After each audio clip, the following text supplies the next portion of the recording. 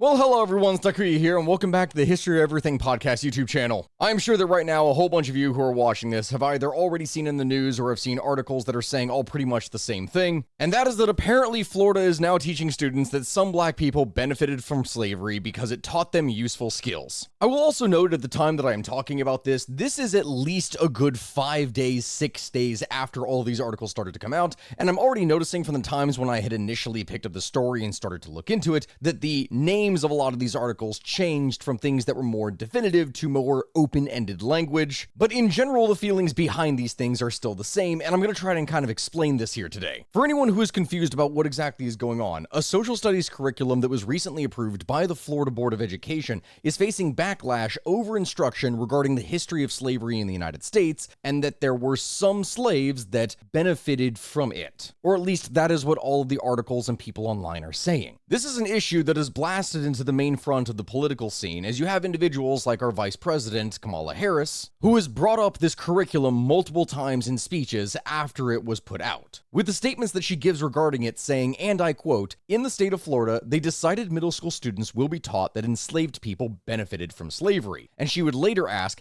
how is it that anyone could suggest that amidst these atrocities of slavery, that there was any benefit to being subjected to this level of dehumanization? Which, yeah, I totally understand. If that is something that is being taught to students, that slavery was in fact beneficial for black people through history, then that is an incredibly dangerous idea. That is an extremely revisionist form of history. Something that I cannot believe anyone in their right mind would ever try to put out onto the internet. But that's just it. It's kind of not. I know that over the course of me talking about this subject in this video, there's going to be a lot of people who are immediately going to click off the video, who are going to leave angry comments without watching everything that I'm about to be explaining over the course of it. But guys, I'm telling you this right now, that you really need to stick around with this, because this is something that is a prime example of how things can be very skewed when it comes to modern politics. History, in many cases, is a tool by which politicians and commentators and other people will use in order to try and bend stories to their perspective and warp public opinion. And so I'm sure that many of you probably already have an opinion right now after seeing the titles of many of these articles that have come out over the past couple weeks. But the question really becomes, what does the curriculum actually say? Because I will be the first to admit, when I first heard about this, when my wife told me, I was shocked. I was thinking, under what circumstances would it be possible that that would be a focal point of a curriculum that would be taught? It makes no sense whatsoever. And that's because it's not. For anyone who is truly interested in what I'm talking about, the entire social studies curriculum for the state of Florida is actually available online, and I have it literally right here behind me. I'll be the first to admit this is a rather large one, as the entire thing is 216 pages, but it goes over every single subject that is mandated to be taught within social studies in Florida for 2023, with the specific language that is being referred to in all of this articles being on 2 pages out of this 216-page document, page 6 and page 71. If you go back partially to page 5, you see where it really begins to look at African Americans in history and how things transitioned over time within the United States. It begins with understand the causes, courses, and consequences of the slave trade in the colonies, and under each section here, you're going to see the individual components that are going to be talked about, along with benchmark clarification. These being either further details that should be addressed or expanded upon that may not necessarily be a part of normal curriculums, but are in-depth details that can be applied for greater context, at least from everything that I have seen. As the section when talking about slavery and history is not just going to focus on the Afro-Eurasian trade routes for slavery and the Atlantic slave trade, but it's also going to include all over the world how slavery was utilized in Asia, Europe, and African cultures through time. Which makes sense. Something like that is a human institution that goes back many thousands of years in many different places with all kinds of different variants that many people may not necessarily realize. It makes me glad that they're going to go over the similarities and differences between serfdom and slavery, and from that I'm also assuming indentured servitude. And then they require instructions to use maps in order to identify trade routes. All reasonable, all completely understandable, and that's on page 5. As it goes further and develops things down the social studies curriculum, it's going to to talk about how Europeans integrated themselves into the ongoing African slave trade that already existed. It's going to look at the evolution of indentured servitude, like I thought that it would. And it is going to go over the comparative treatment of indentured servants of European and African extraction. So it's going to go over the differences between them and how it is that they were treated, which, as I'm sure that many of us are probably already aware, indentured servants were treated significantly better than slaves. In most cases, though obviously it's going to depend upon the person that is in charge at the time. And it is here that we start to really get into the nitty-gritty of it, and this is where the detail that everyone is up in arms about comes into play. Section SS.68.AA.2. Analyze events that involved or affected Africans from the founding of the nation through Reconstruction. It's going to talk about all the varying laws and legislation that moved forward over time in order to be able to restrict or allow slavery during this period. From the Northwest Ordinance of 1787, the Three-Fifths Compromise, the act that prohibited the importation of slaves in 1808, explaining the effect of the cotton gin upon slavery and the cotton industry and how it affected agriculture. All of it makes sense. But then section .2.3 has a specific statement where it says,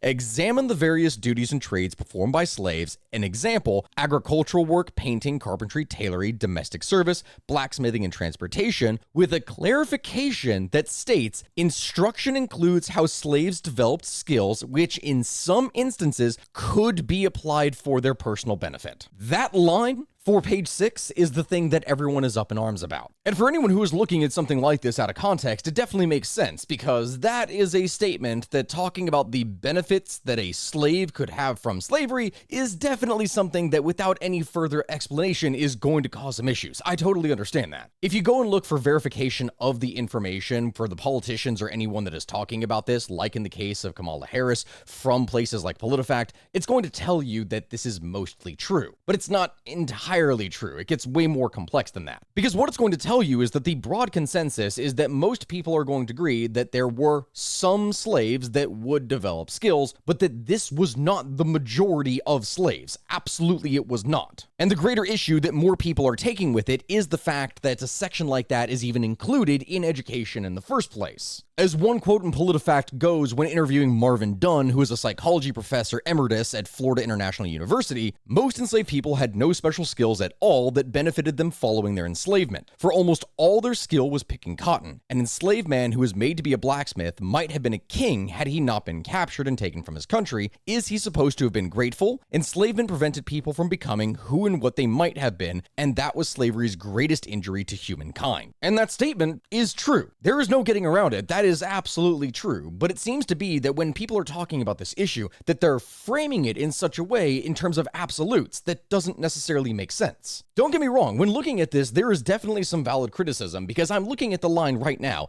and it outright states not even some slaves, it just says instruction includes how slaves, and it leaves it at that, developed skills which in some instances could be applied for their personal benefit. It does not make any kind of difference or denotion for exactly who it is talking about, it just does generalize slaves. But how an individual feels about this seems to be more reflective of their political bias, particularly when it comes to media individuals or commentators, as you'll have places like MSNBC that would call this a blatant distortion of the past and accuse the task force that created the instruction of trying to erase the perspectives of black people in the classroom and whitewash American history. But if you look at sources that have a more right-wing view, such as the National Review editorial board, places like this have called media coverage of criticism of the curriculum from left-rated outlets to be a dishonest smear, and have argued that critics on the left want historical education to exclusively frame black people as victims, stating, quote, telling black American history truthfully should impart a sense that while slavery was evil and immoral, period, slaves nonetheless made choices for the benefit of themselves and their families. Which I will say is a little bit of an open-ended statement here, especially considering that the majority of people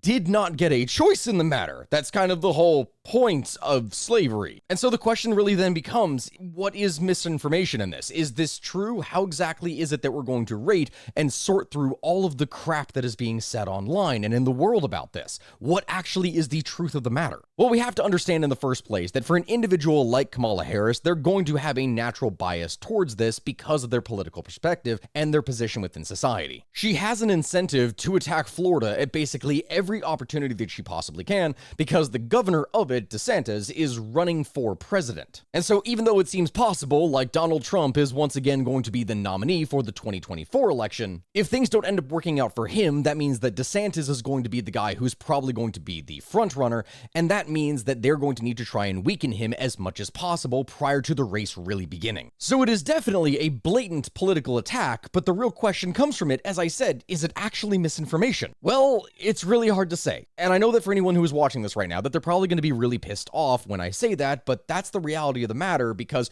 we're not talking about something where I have a textbook physically in front of me that is going to show exactly what is being taught. Again, we have a singular line in a 216-page document that this just instructs what needs to be taught, but the actual details of how that is taught, the amount of detail that is included, what ends up happening, that seems like it's going to be something that is more up to the individual school so long as that it is within these guidelines. So then it really is difficult to assert whether her statement that instruction teaches enslaved people actually benefited from slavery is true or false. We don't really know this. Because technically speaking, the instruction states that in some cases, slaves could learn skills that would be beneficial. It outright states in some instances. That is it. It doesn't talk about the amount, the frequency, anything. That is all that it says. And so naturally, for anyone who is watching this, some people are going to agree with her framing, while others are going to see this as being an overly broad statement that doesn't actually help figure anything out. But until we have an actual textbook in front of us, until there are recordings of what teachers are teaching in the classroom to be able to see, really the opinions right now that people are going to have are likely to not change.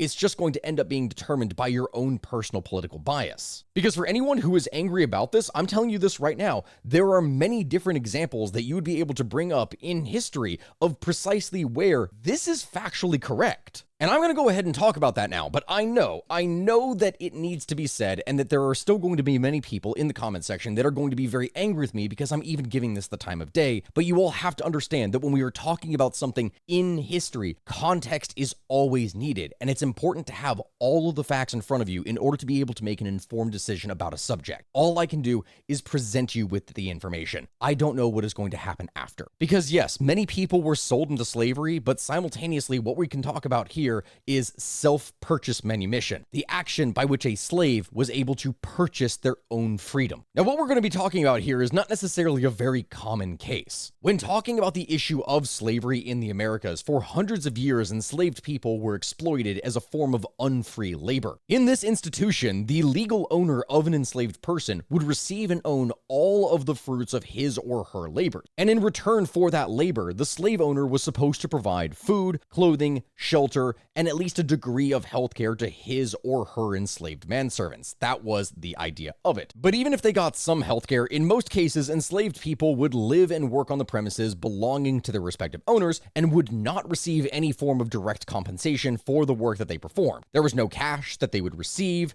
They generally would not get any kinds of bonuses or special privileges, usually. And from this, they were not able to acquire any kind of personal savings that they had any control over or could do things with. Over the course of history of slavery in the Americas, this was the normal relationship. This is what you would typically be seeing between a master and their slave. And as many of the critics of the curriculum that we talked about here have said, this was the reality for the majority of the enslaved population within this region at this point in history. But that wasn't the case for everyone. Because in contrast to what we were talking about earlier, which is primarily what would happen with agricultural workers, you would see in some instances people who were enslaved who would labor for and on occasion live with someone who was not their legal owner. This was a system in which on occasion slaves would be hired out by third parties from plantations or from other locations to work for another person for a wage. And naturally speaking, this was always done with the permission of the person who was the owner of the slave in the first place. This triangular form of slavery, which was called hiring out, was perfectly legal as long as it was done with the permission of the owners of the enslaved person in question. Basically, if you had a slave owner who had no real need for the labor of a man or a woman that she possessed, then as an example of this, that owner could rent or lease out that person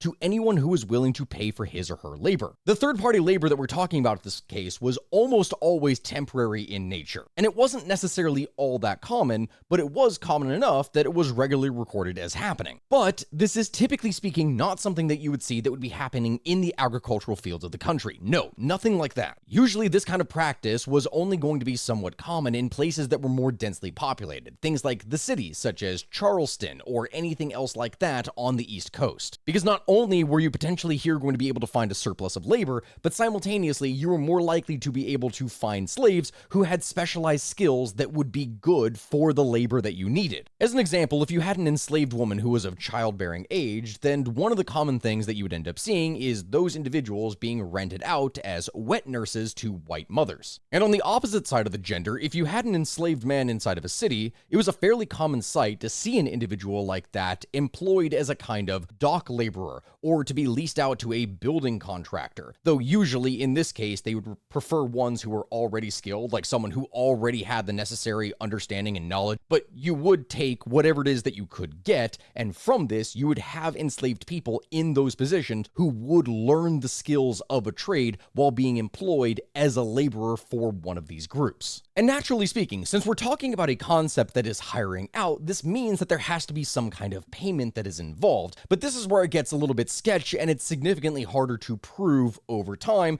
though we do certainly have cases of things working out. Basically, what would happen in most cases is that a laborer was going to be paid a set amount of wages for a day's work, but because that individual could be enslaved, all of those wages were supposed to go to the owner, not actually to the slave themselves. And that is what should normally happen, but the thing is, when talking about an issue like this, there was always the potential for fraud to occur, and so oftentimes owners over the course of history of slaves would end up making some kind of concession to the slaves that they operated, where they would be given some form of incentive to actually bring back the money that they earned from the day's wage. In some cases, a percentage of it would be offered to the slave themselves as their own kind of little personal allowance to be able to purchase things, or what could happen is that the slave owner would say, okay, I only require that you bring back a certain amount of money. So whatever they make more than that, whether in tips or anything else, that means that they are going to be able to bring that back themselves. So if, say as an example, they were paid a wage of 10 shillings,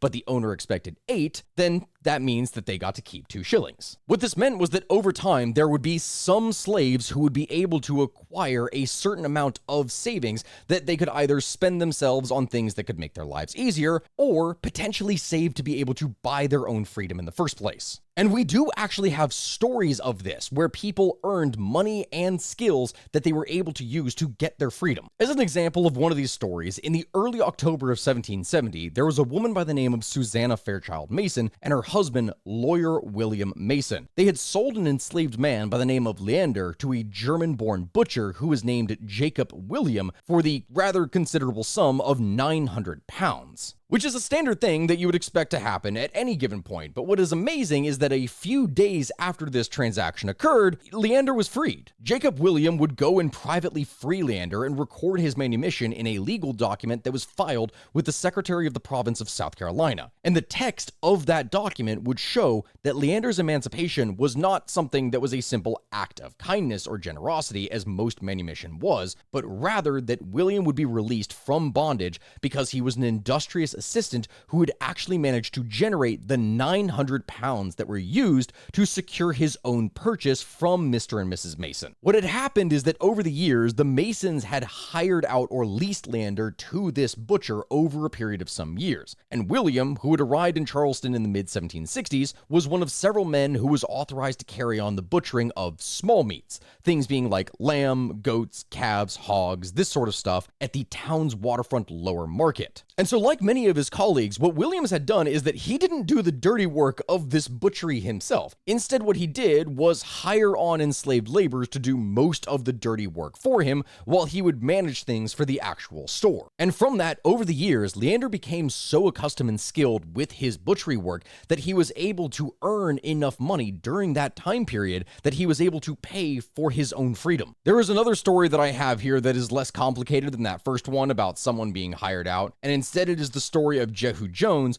who would purchase his own freedom in 1798. Jones was a mulatto man, meaning that he was of mixed African and European ancestry that was born around the year 1769, and at the time, he would work as a tailor alongside his owner, Christopher Rogers. But apparently the enslaved man sewed clothing with such skill and dispatch that over the course of a number of years, he managed to accumulate a significant private savings, and after receiving £100 sterling from Jehu in January of 1798, Christopher Rogers would record a formal acknowledgement of the payment and declare Jones henceforth to be free, quote, from all manner of bondage and slavery whatsoever, and to hold such manumission and freedom unto said mulatto man named Jehu Jones forever. And so that's really technically it. Yes, those are only two examples that I brought up, but there are plenty more of exact situations like that that occurred many different times in history, though obviously, depending upon the time and place, this is definitely going to be something that varies. But technically speaking, there were definitely cases within slavery where individuals who were enslaved could learn skills that would be of great benefit to them, whether that was to escape slavery in the first place through purchasing their own freedom, or potentially they learned these skills so that once slavery was abolished in the United States, they would have these after. And so the Florida education guidelines are not wrong, but simultaneously, as I said, it's going to heavily depend upon what is actually being taught in the classroom and how it is going about. The reality of the situation is that the things that I have explained here today are definitely in the minority, as the majority of slaves were not working as skilled laborers, they were rather working as unskilled laborers on plantations or just really other aspects of agricultural work. Very few people were actually utilized as butchers, as tailors, or builders. It was something that was done, it just was not even close to being a sizable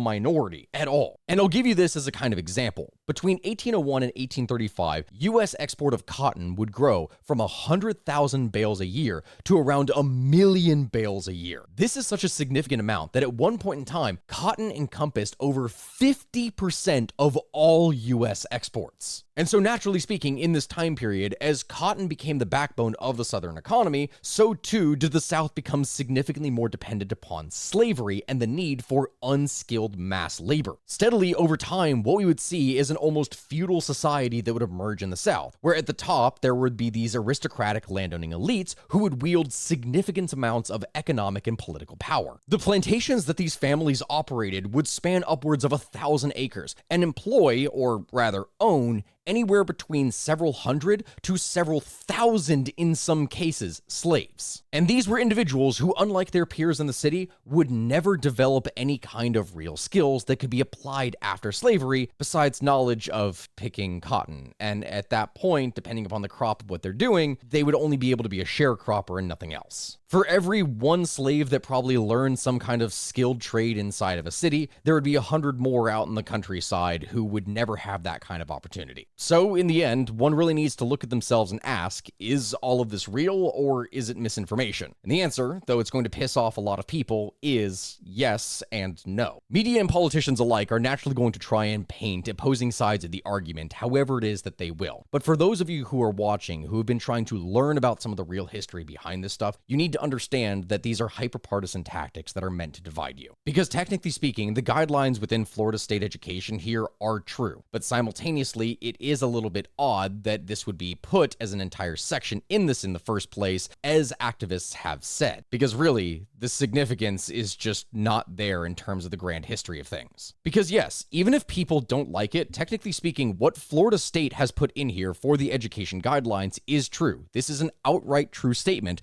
that there were slaves who developed skills which in some instances could be applied for their personal benefit. But the reality of it is that we don't know what that is actually going to look like until we have the textbooks and recordings of classrooms themselves in order to know what is even happening. Really, here in the end, I know that I'm stumbling over my words as I'm trying to figure out how to wrap up this video, but that's the reality of it. Until we see how things are being taught, we don't know. Either way, if at some point here on YouTube, some kind of video goes out of one of these classrooms and there is some rant that a teacher is giving that is entirely inaccurate or is a massive skewing of history, you know absolutely that I'm going to be talking about it. But for all those who over the past week have possibly been up in arms and angry about this, I ask that you just take a step back and look at things and really try to understand what is it that is being said here? And is it as bad as what the internet is making out to be? Right now, no. But really, who knows where it's going to go from here? Everyone, this has been Stakuyi with the History of Everything podcast YouTube channel. Thank you very much for watching. I greatly appreciate all of you. I ask that you like, comment, and subscribe, and let me know in the comment section below what it is that we should cover next, because my God, there is so many more things that we can talk about in this world. I appreciate all of you. I hope you have a good rest of your day, and I will see you all next time. Goodbye, my friends.